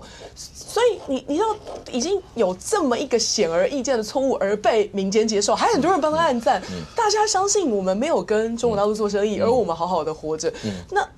那我们要怎么去讨论？所以当我刚刚为什么讲说讲到两岸议题，国民党作为党公职好像很吃力，因为你要从一个我以为不用讨论的议题去讨论。小虎哥，我们现在还要花力气去跟民众讲说没有啦，我们对中华民国，我们对中国的这个贸易，中国大陆一直是顺差呢，我们没有不跟他做生意啊。他虽然不买我凤梨，有时候又闹脾气不买石目鱼，可是相对来讲，还是我们国际上的这个贸易伙伴。那你如果连这样子的命题都要花力气去解释，那到雅雅这一层的时候，不知道要解释多少层了。好，我知道。邵逸夫，给你3分钟啊！因为你刚才表情，我给你3分钟。我用因为我怕不限制你3分钟，你会讲30分钟。我觉得一件事好，我觉得现阶段台湾的社会啊，你不要讲单纯的法律，你不要讲单纯的政治，你不要讲单纯的言论自由，它是没有意义的，因为现在都把你搅在一起。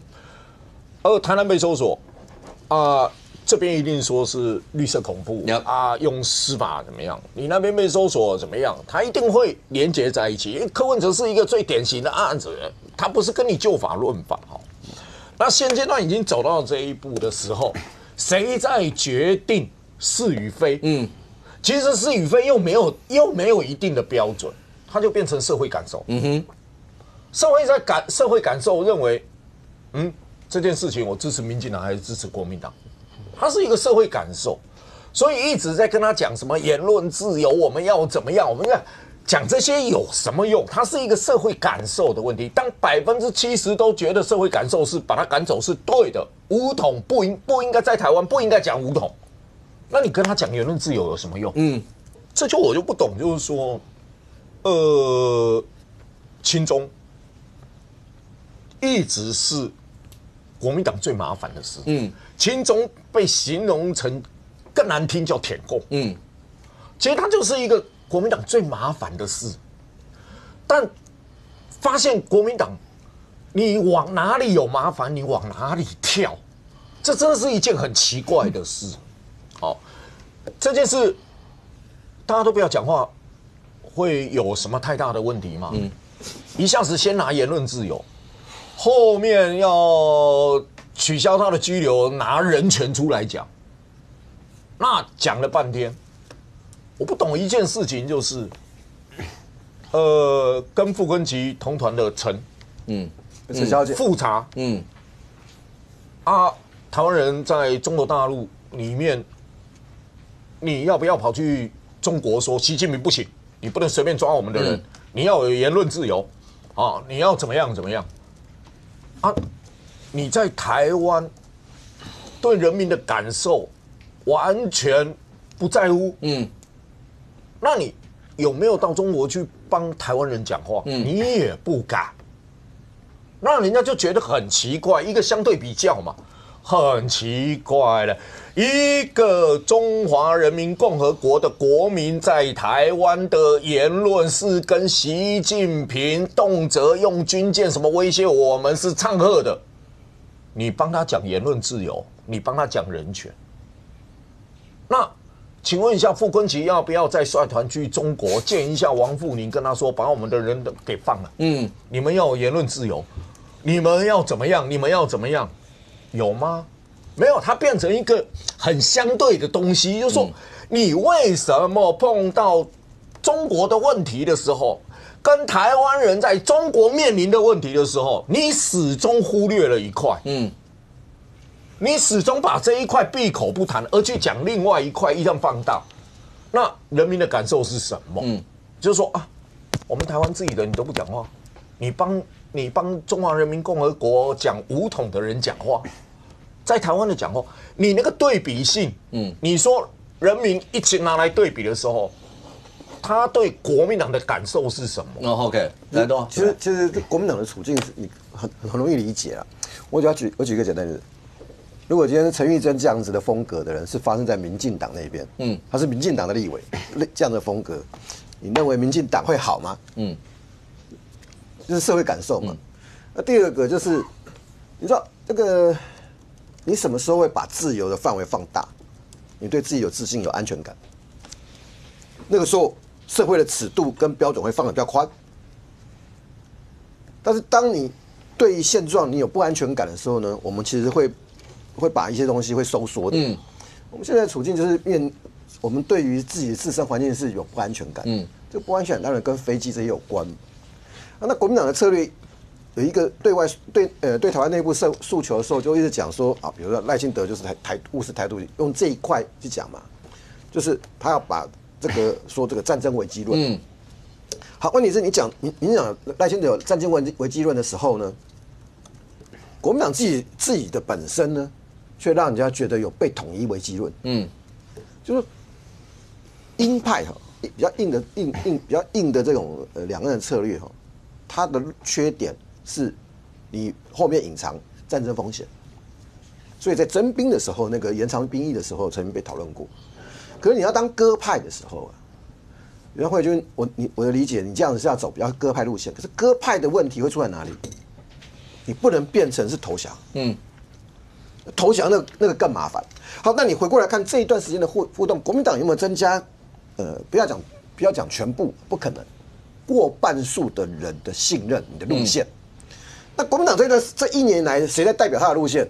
傅昆萁，翁小玲、陈玉珍，连那个岳元之都跑去帮雅雅讲话。我用膝盖也知道你岳元之你跳进来干嘛？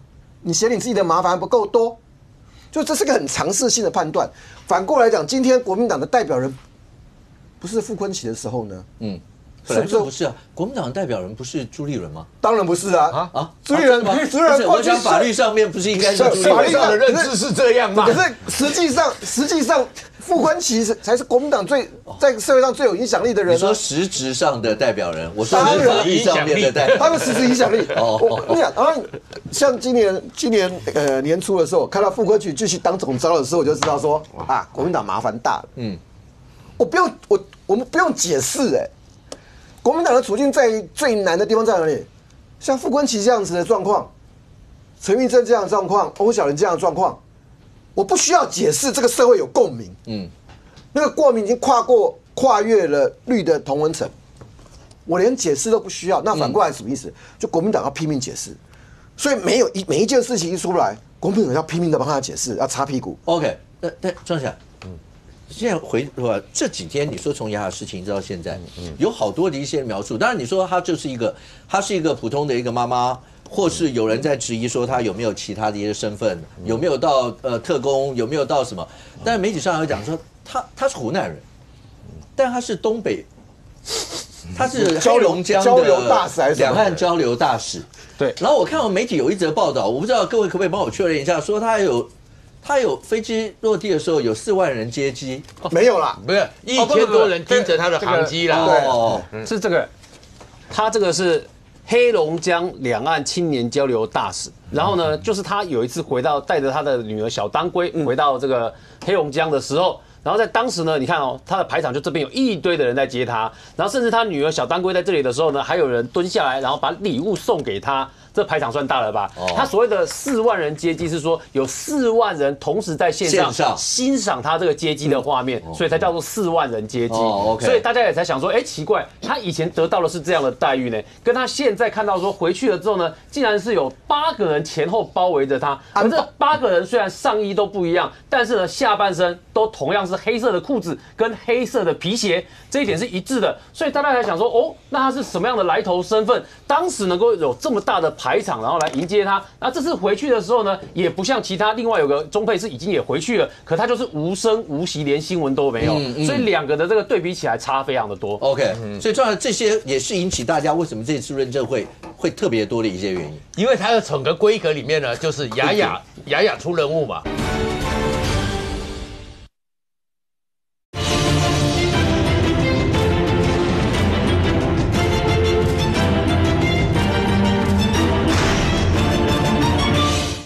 因为它的整个规格里面呢，就是雅雅出人物嘛，大家就不是雅狗了，雅狗，我看过雅狗出人物，雅雅出人物会给大家这样一个连结，而这样一个连结，然后在这个时候，因为它的规格太不一样了，连胡锡进都要称作要对他表达尊敬，对，这样一个人物，然后那天的一个他那种动作，让人家觉得他的身份不特别，特别是。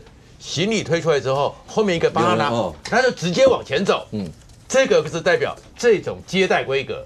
那个一般来讲，我们是在郡县委员这种出国际机场的时候还不见得有嘞。所以他这个东西，我当然完全没有。你当市长会就有，对不对？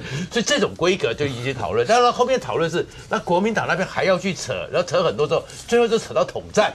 那扯到统战才是国民党最麻烦的地方。我物理化数学是还不错啦，但是我三民主义也很强啊，对，至少比黄国昌高很多分，对不对？那其实统战是什么意思？国民党现在越扯就越麻烦。统战是什么？首先第一个没有交朋友这件事情，因为毛泽东讲的是联合次要敌人，打击主要敌人。那时候我们三民主义老师教得非常好，所以不管怎么样，他要跟你交往，你还是敌人，只是你现在是次要的。所以你不可能跟他是朋友这件事，所以你想去交友这件事情，大家怎么会听得下去呢？因为你只是次要敌人，那次要敌人打击完毕之后，你就会往上浮，就变成主要敌人。所以你国民党用这种论述，所以那欧老师讲的就是说，去大陆统战可不可以？可以啊。那根据毛泽东的说法，你应该要怎么去的呢？你要去联合江派，你要去联合上海帮，联合次要敌人。但是这个东西，让你还是认定对方是敌对势力。其实国民党出了问题就是敌对势力，不管国民党要不要去争辩，是不是境外还境内，还是里面的什么两岸，根据两岸关系条例，他对台湾的普遍观感就是敌对势力。我反分裂法第7条第1项，就是讲两岸还是属于敌对状态。对，就敌对势力嘛。那所以对台湾的社会来讲，而且是这种敌对的感越来越强烈。而在强烈里面呢，那国民党呢还要去扯什么？所以就又把这个联国台办2021年的统一战线工作条例里面，特别又把它拿出来。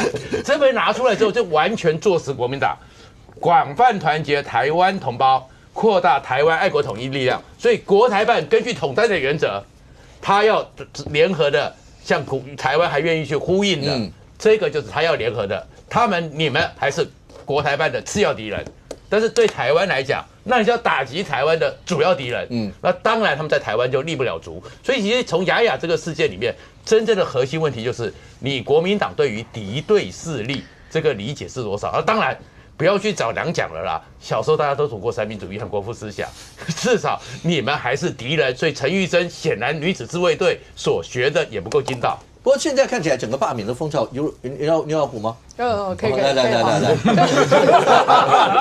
这样的言论自由4个字哦，我觉得平时轻如鸿毛，但是在关键时刻重如泰山。那我觉得争议点就是，到底我们去约束言论自由的，应该是客观的法律条文，还是主观的政治感受？但我觉得如果到后者的时候，它就已经不是真正的言论自由。那这2天也讨论得很热烈，就是这个陈培哲这75位学者他们发的联合声明哦。那特别是中央社在这个报道的里面做了一件事情，让大家很多的讨论。这个帮我做的手板，这个相信大家应该都看过。就是不偏不倚，在这么长的声明里面漏掉了2个字，刚好就是戒严时代思想审查的戒严2个字哦。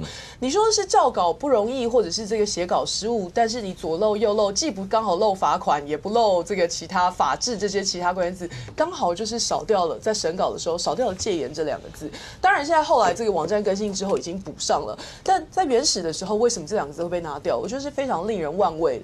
那昨天我刚好非常幸运有机会跟这个杨度老师碰面哦。那他讲得很轻巧，但是我可以感受到那个语气里面的沉重。他说怎么会一觉醒来好像他就回到了从前？因为他也被出征得很厉害，而且他有讲到说里面很多的用字是非常刻骨毒辣的，这个可能是他事前所没有想到的。那我觉得这75学者的联合声明正巧反映出现在的状况，因为这发出来之后，这75位学者我觉得被分2路进攻了，一路是去起底说，那你过去乌克兰的时候、香港的时候，你有没有讲话啊？你是不是这个柿子挑软的？那另一路就是家人开始被起底说啊，谁的这个家人过去可能发表过什么，或者是谁有什么样的背景这样。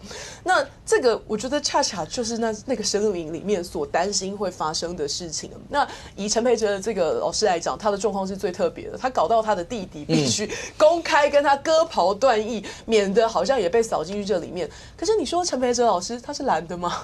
以过去的经验，他还是蔡英文总统什么全国医疗总会的应该是会长吧，所以如果在捍卫言论自由这件事情要那么粗浅的去以政治意识去区分，我觉得在这个用情感、用这个主观的情感去做言论自由的区分审查的时候，那个程度已经不是言论自由了。其实基本上呢，其实如果要深刻去讨论，这里面就是回到了一个基本权利里面，它有很多时候是有冲突的，所以你要做个选择。言论自由当时被保障的，免于恐惧的自由也是被保障的，所以呢。只有很多时候就是国民党不能哦，你平常的时候你就只要抓一个，其实像民进党当然是一直抓着一个免于恐惧的自由，然后当然有没有过界限，但是至少目前为止没有未审先判，官方不能没有未审先判，没有半夜白色的吉普车戴着白头盔，对不对？来家里把你抓人，目前是没有，但是另外一个就是基本权利。其实它是有规范的，那规范里面像德国是经过了，刚刚你们讲到希特勒，讲到纳粹，德国的宪法就跟我们的宪法跟美国宪法不一样，它第1章不是国家结构，第1章叫基本权利篇，所以基本权利是有，所以国民党不要每次说这个时候就抓出来一个言论自由，但言论自由里面就有人讲的，像芬兰里面有一个叫如果是鼓励侵略，那个就是有罪，而那个罪是什么？你在境内鼓励别人来侵略芬兰。或鼓励芬兰去侵略别人，1到10年。所以其实有很多时候国民党在扯这些的时候，你们这个时候才会抓到言论自由。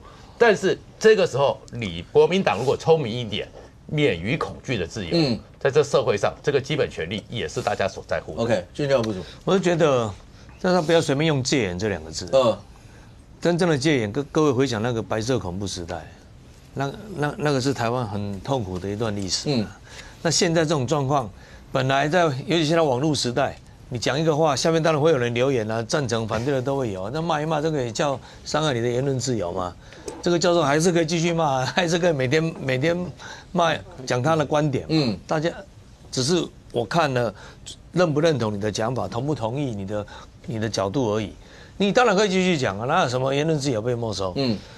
我觉得台湾现在大家的这个稍微有一些遇到不如意就会讲啊，什么又回到戒严。那真正的戒严是什么？这创家刚有提到啊，那3800跟你敲门呐。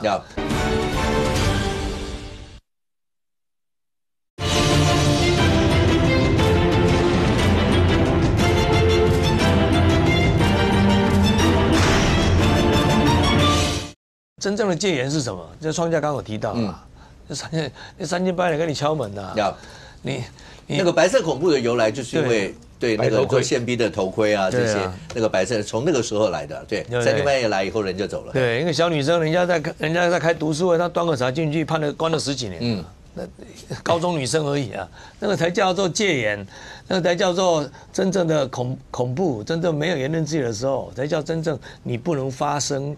你声音不能出来的时候，OK， 这赵大刚每天在骂政府啊，你哪有什么不能发声，对不对 ？OK， 只是大家同不同意你的讲法而已嘛。不过现在看起来的话，整个罢免，刚才其实俊彦委员一开始就讲说有一个阵营跟他没有关系，他表现的比谁都积极，你怎么会说民众党跟他没有关系？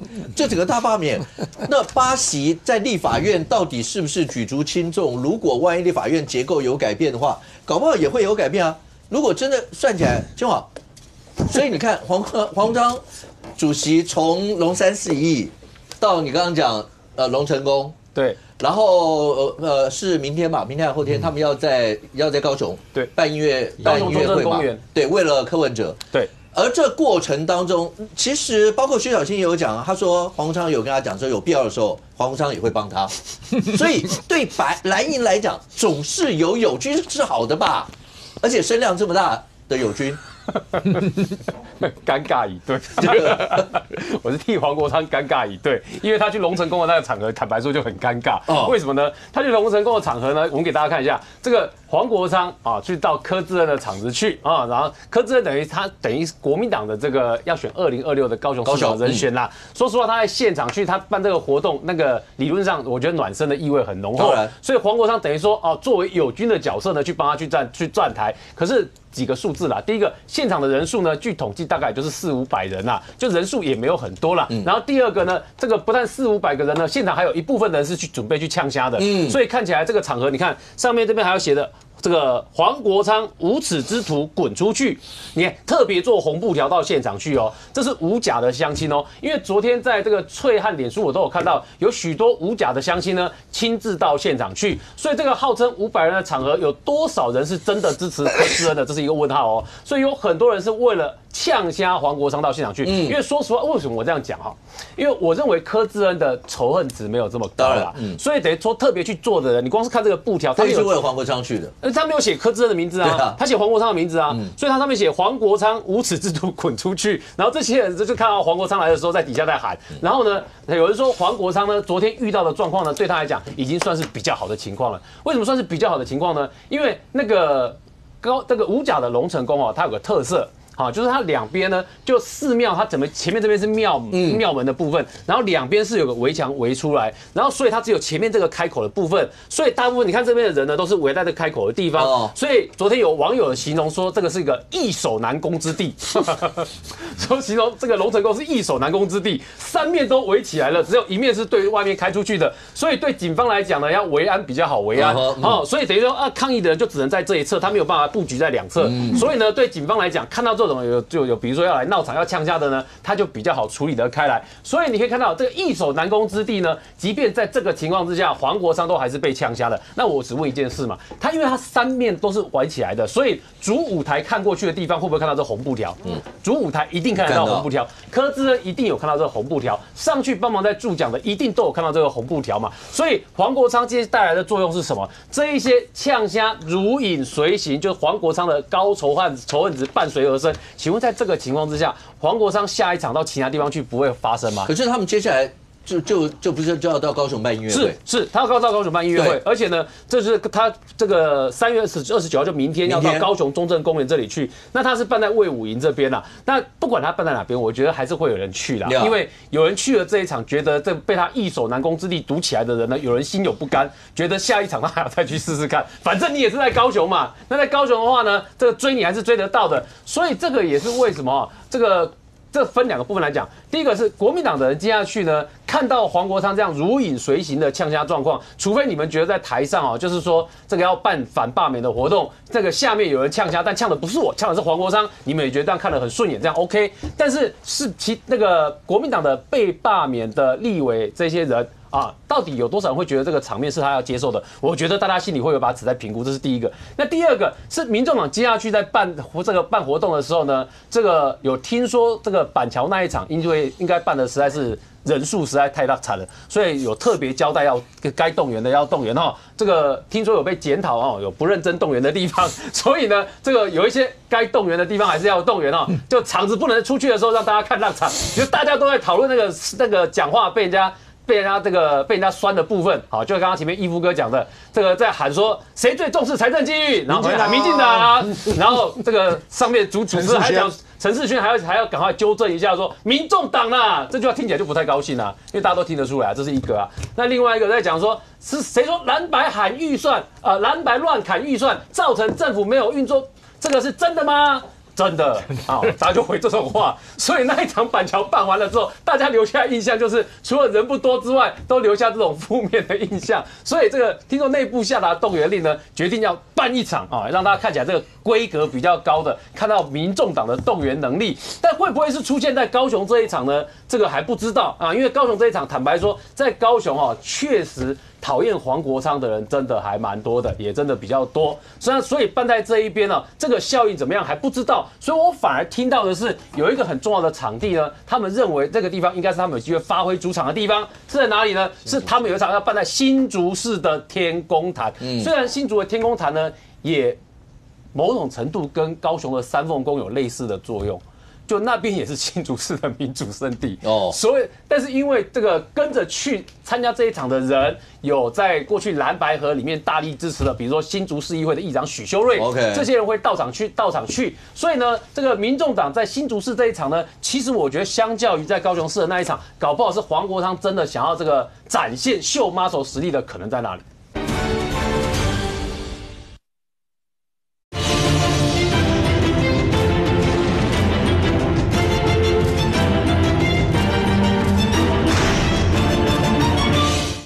虽然新竹的天宫坛呢，也某种程度跟高雄的三凤宫有类似的作用，就那边也是新竹市的民主圣地哦。但是因为这个跟着去参加这一场的人，有在过去蓝白河里面大力支持的，比如说新竹市议会的议长许修睿，这些人会到场去，所以呢，这个民众党在新竹市这一场呢，其实我觉得相较于在高雄市的那一场，搞不好是黄国昌真的想要这个展现秀 muscle 实力的可能在哪里？对，义夫。你可不可以这样解读？就算现场有那样的呛虾，对黄国昌来讲，某种程度他一定也知道会有这种情形。这会不会也是他要的一环？那某种程度，当你呛成这个样的时候，当大家说他的仇恨值高的时候，换一个角度来讲，打绿第一品牌是不是黄国昌？你们直接跟我对呛，我就直接哪里危险哪里去，哪里声音大哪里去。会不会变成凸显出另外一个？再接下来，包括大家讲说，你就算说它整体的支持度不管10%或几%，但很多很关键的地方，2026、2028，我就是有一张牌。国民党，你要不要来跟我谈？当然，现阶段国民党被罢免的时候，是黄国昌创造最有利筹码的时刻嘛，这个是毫无疑问的嘛，哈，因为。其实10%几%，那是我们一个全国性的说法嘛，哈。那当然，你去看很多区块里面，你比如说现在新竹市的代理市长在跟张志伦他们在选的时候，他有4万多票啊。好，打个折扣2万票，好不好？2万票重不重要？2万票重不重要嘛？好。牛许庭那一边呢，还有些地方，桃园还有什么赖香林他们那一些选区里面，当初都有。民众党推出来的人选举嘛，它重不重要？是，它当然重要啊。好，那但是你说去高雄那个地方，基本上也没有国民党被罢，也没有高雄没有国民党立委嘛，不会被罢的问题嘛。哈，那你选择去高雄那一边，基本上很简单嘛，你就是要去营造出什么样的一个场合出来。你可能会有被骂的这个场合，知不知道？大概都心知肚明了，心知肚明。但你说黄国昌在不在乎？其实我认为黄国昌不会在乎。我觉得黄国昌追求的是一个声量以及党内的地位。那党内的地位，党主席声量以及被咆哮去凝聚党主席被骂的那一个，我怎么可以骂我们党主席怎么样的一个凝聚性嘛？否则你看哦，他接主席之后，无论他的直播，无论他的声量，是一直往下跌的。OK， 他是一直往下跌的。那历经了板桥那一场，很坦白说，他又是往下跌一次。就是说，你一个党主席，你人民是人民要当家的第一场哦。那第一场哦，无论你的男女主持人的对话闹笑话，无论号称6000啊，其实那个地方我每天礼拜一到礼拜五都在他的对面啦，他办的场合的对面。差不多多少满的话？满啊！这样讲啊，那一个租的场地的长度，长度。大概连200公尺都不到，宽度4个车道，而那个车道哦，站前路的车道要比一般的车道还要窄一点哦，还要窄哦，所以那里面哦，1000人都塞不进去了，怎么会塞6000人？然后你看到后面不是有个建筑物，好像一个那个凸起来的，那个就是那个板桥站的3号捷运口。OK， 3号捷运口，所以到新站路的时候。大概我们这边的长度的2倍吧，差不多2倍吧。棚里面2倍，差不多棚里长度的大概2倍左右吧，站人的地方2倍左右，宽度哦，可能比棚里的宽度还窄，还要窄。啊，你认为可以塞得进6000人吗？叠罗汉，你不会那么窄吧？所以那我都在那边了。500因为个啦。站前路4个车道，其实站前路的车道是相对比一般车道窄的哦。OK， 窄的哦。好，所以6000所以那边可以塞得出6000人是奇迹。有可能用堆的，一个一个躺着堆下去，堆6000人。不然我真的不懂怎么会有6000。当然那个面子就不好看嘛。第一场不好看。OK。那当然，他一定要在第2场、第3场里面，尤其是新竹场去讨面子。但是新竹场那个宣传单的时候，各位有没有发现少了几个人？客家人吗？对，你有看到柯美兰在上面吗？没有哦，没有哦，就说你到新竹，那一种场合，既然没有客家人，你考虑是什么？如果你是考虑说啊，客家人可能刚上级不方便哦，那你把他们拉到高雄去办音乐会，对，那又很奇怪了，对不对？柯妈妈他们，对啊，高雄的音乐会有，对啊，那是不是很奇怪？那为什么没有柯美兰 ？OK， 好，最后来佩君，针对大罢免，最后尤其这几个礼拜都会是大家大拼场，30秒有什么看法？我们现在的困难点是因为这是一场这个只有敌我没有对手的过程，因为相较于这个罢免方，他可以去做这个联署摆摊，但是反罢免的人没有一个比较具体的行动去支持、去做表态，而且被罢免的现任者他也没有办法提出他跟对手的评比，因为他现在是没有一个选举对手。那你如果说隔空去跟这些公民团体喊话，又好像一个不存在的幽灵，所以施力点上会比较困难。但是我觉得现在刚刚再讲一次，就是我们现在已经全部人都上了这条船了，所以已经不可能再有什么其他的异心跟算盘，包括议员、包括市长、包括立委，要全力度过这一战。OK， 来建委30秒。3党都已经全力投入了。这个等于是另外一场选举开始了嘛？这是必然的。所以民进党现在党内共识大家也很清楚了，要全力投入，大家要有危机感。这个大罢免的成败啊，就是会算在民进党身上。OK， 如果各政党都有这样一些的看法跟觉悟的话，未来整个大罢免会是另外一场的选举吗？而这场选举，跟国会的结构会造成什么样一些影响？我们大家拭目以待。非常谢谢现场所有来宾，也非常谢谢观众朋友收看《学员面对面》，我们下周见，拜拜。